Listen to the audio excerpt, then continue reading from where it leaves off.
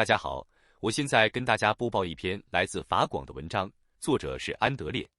中国两会早被外界形容为橡皮图章或者举手机器，刚刚结束的中共20届二中全会应是最好的佐证。二中全会向两会推荐领导人名单，推荐是一种委婉的说法，中共推荐两会的，两会难道能够不通过？向人大会议提交党和国家机构改革方案，如何改革，具体内容不得而知，公报没有任何透露。但可以肯定的是，中共提交全国人大的机构改革方案，全国人大审议也只是做表面文章。被称作中国议会的全国人大最重要的是批准新政府，其实这件事人大也就是走走形式。习近平亲信李强取代李克强出任总理，路人皆知新政府阁员，中共二中全会已经敲定，用不着人大讨论，大会开幕，李克强做完最后一次政府工作报告就让路了。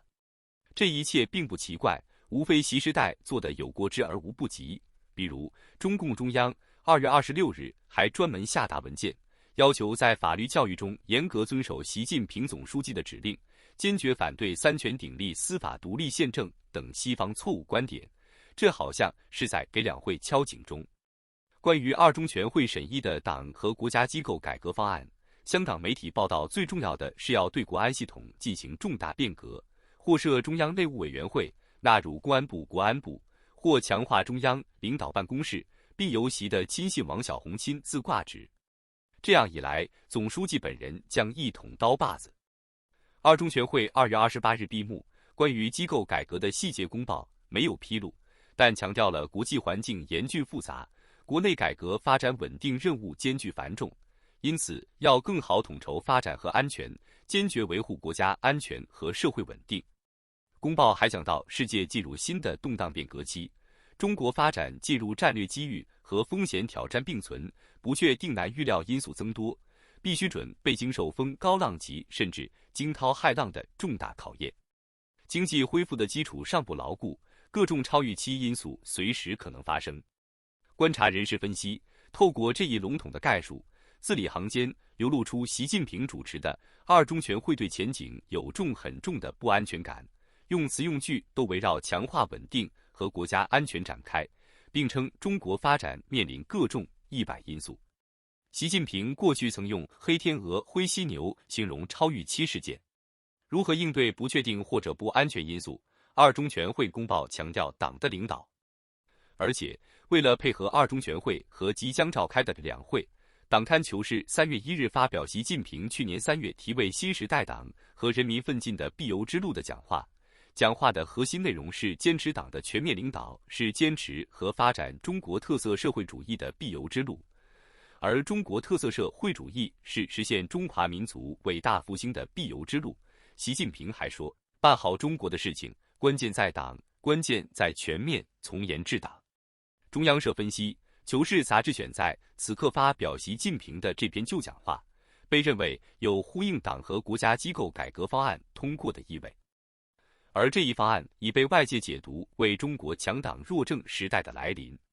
在20大把一切权力抓到手中，开启第3任总书记任期的习近平，在为两会布局、任命新政府成员以及机构变革方面考虑第一的，似乎仍是中共政权的永续，或用习式语言的另外一种表述，保江山守江山。如何才能做到江山永固，只有强化党的领导。而党的领导说白了就是习近平的领导，就是栗战书所说的定于一尊。20大以来，直到刚刚闭幕的二中全会，都在不断地强调全党要好好理解2个确立的决定性意义，用意十分清楚，就是要全党维护习近平至高无上的地位。在2月28日召开的中共中央政治协商会上，习近平本人更是直接强调了上述内容。他说，要全面贯彻新时代中国特色社会主义思想，深刻领悟2个确立的决定性意义，增强4个意识，坚定4个自信，做到2个维护。要坚定不移走中国特色社会主义政治发展道路，坚持党的领导。